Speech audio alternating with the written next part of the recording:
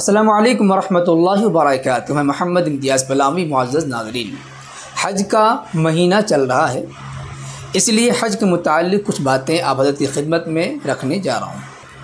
सबसे पहली बात यह है कि हज का क्या मकाम है इस्लाम के अंदर। जवाब यह है, प्यारे आका सल्लल्लाहु अलैहि वसल्लम ने इरशाद फरमाया, बुनियल इस्लामु अला खम्स शहादत अल्ला इलाहा इल्लल्लाहु व अन्ना मुहम्मदन अब्दुहु व रसूलुहु व इक़ामिस सलाह व इताइज़ ज़कात व सौमी रमज़ान वल हज मन इस्तताअ इलैहि सबीला। इस्लाम की बुनियाद 5 चीज़ों पर है। नंबर 1 ईमान, नंबर 2 नमाज, नंबर 3 ज़कात, नंबर 4 रोज़ा, नंबर 5 हज। इस्लाम के 5 पिलरों में से एक है। जिस तरीके से नमाज़ पढ़ना हर बालिग़ मुसलमान मर्द और औरत पर फ़र्ज़ है, इसी तरीके से हज करना भी इस्लाम के 5 अरकान में से एक रुकन है, इस्लाम के 5 पिलरों में से एक है। जिस तरीके से नमाज की फ़र्जियत का इनकार करने वाला मजाक बनाने वाला काफिर है, इसी तरीके से हज का इनकार करने वाला, हज का मजाक बनाने वाला, कोई समझे कि हज करना फजूल खर्ची है वगैरह ज़ालिक, तो इस सूरत में भी ऐसा कहने वाला और फ़र्जियत का इनकार करने वाला काफिर व मुर्तद है, इस्लाम से खारिज है।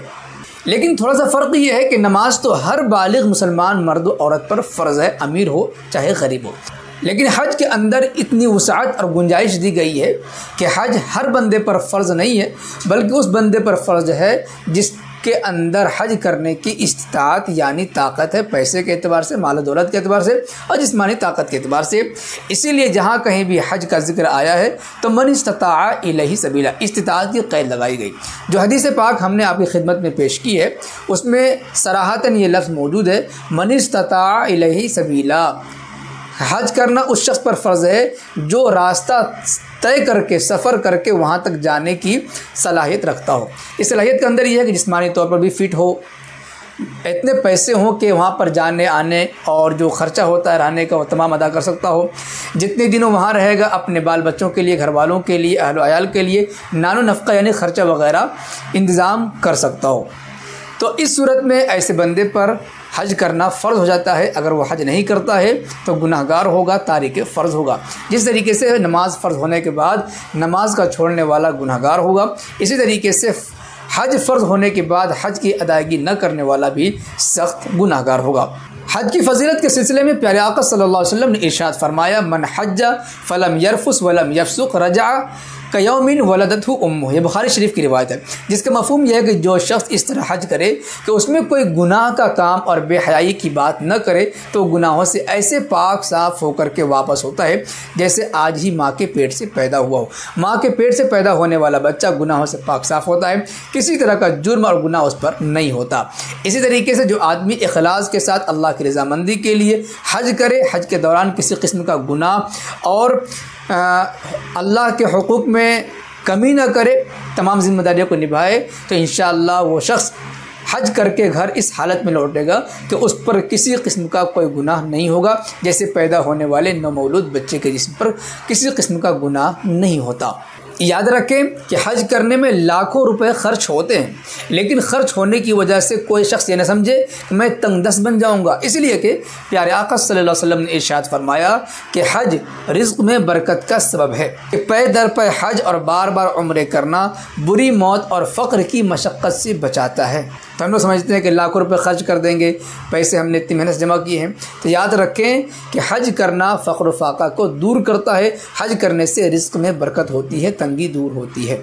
हज को इश्क़िया इबादत कहा गया है। यूँ तो तमाम इबादत इश्क़िया हैं, अल्लाह के इश्क़ में, अल्लाह की मोहब्बत में किए जाते हैं, लेकिन हज इश्क़ की इंतहा है। जी हाँ, देखिए इंसान जब किसी से मोहब्बत करता है तो उसको याद करता है, याद करते करते उसके लिए सब कुछ कुर्बान करने की कोशिश करता है, खूब रुपए भी लुटाता है, यहाँ तक कि वो इश्क़ की आखिरी जो हद होती है वो माशूक़ से, महबूब से मुलाकात होती है। और जब आशिक़ की अपने माशूक़ से मुलाकात हो जाए, समझता है कि हमारा इश्क़ कामिल हो गया। तो समझाने के लिए है, इसी तरीके से हम लोग आम बंदा मुसलमान अपने रब से इश्क़ करता है और इश्क़ के लिए, अल्लाह से मोहब्बत के इज़हार के लिए अल्लाह को याद करता है, कभी तस्बीह के ज़रिए, कभी ज़िक्र के ज़रिए, कभी नमाज के ज़रिए, कभी अल्लाह की मोहब्बत में भूखा रहता है, कभी अल्लाह की भूखा रहता है, रोज़ा रखता है, कभी अल्लाह की याद में, अल्लाह की मोहब्बत में माल को ख़र्च करता है गरीबों के नाम पर, यानी कि ज़कात देता है। तो अल्लाह से मुलाकात का आखिरी नंबर होता है। तो बंदा अल्लाह से मुलाकात के लिए, अल्लाह के अनवार व तजल्लियात से मुस्तफ़ीद होने के लिए अल्लाह का जो ख़ास घर है बैतुल्लाह शरीफ, जिसे ख़ास अल्लाह का घर कहा गया है, बंदा माल खर्च करके अपनी जान को जोखिम में डाल करके अल्लाह के घर मुलाकात करने के लिए, दीदार करने के लिए, ज़ियारत करने के लिए निकल पड़ता है। तो जिस तरीके से एक माशूक़ की आखिरी उम्मीद या आखिरी सोच होती है अपने महबूब और माशूक़ से मुलाकात, इसी तरीके से एक ईमान वाला बंदा अपने रब से मोहब्बत करता है, प्यार करता है, उसकी आखिरी ख्वाहिश होती है अल्लाह का दीदार, उसके घर की ज़ियारत। तो जब हज करता है बंदा तो खाने काबा पहुँच करके अल्लाह के घर को देखता है, ज़ियारत करता है, 7 चक्कर लगाता है, अल्लाह के ख़ास अनवार तजल्लियात को अपनी झोली में भरता है और फिर खुशी खुशी अपने घर लौटता है और गुनाहों से पाक होकर लौटता है। वो समझता है कि हमको दुनिया की सारी खुशी और सारी इबादत का वो मग़ज़ हासिल हो चुका है। तो इसलिए जिन बंदों पर, जिन मुसलमानों पर हज करना फ़र्ज़ हो चुका है, वो अल्लाह की मोहब्बत में, अल्लाह के इश्क़ में या अल्लाह के अनवार व तजल्लियात का दीदार करने के लिए, अल्लाह के घर की ज़ियारत करने के लिए, अल्लाह के घर के इर्द गिर्द चक्कर लगाने के लिए बैतुल्लाह शरीफ जाने की कोशिश करे, यानी कि हज करने की कोशिश करे। अल्लाह पाक हम सबको हज की सआदत नसीब करे और हज के सिलसिले में जो फ़ज़ाइल, जो खुशखबरियाँ प्यारे आका अलैहिस्सलाम ने सुनाई हैं, उन तमाम का मुस्तहिक़ बनाए, आमीन।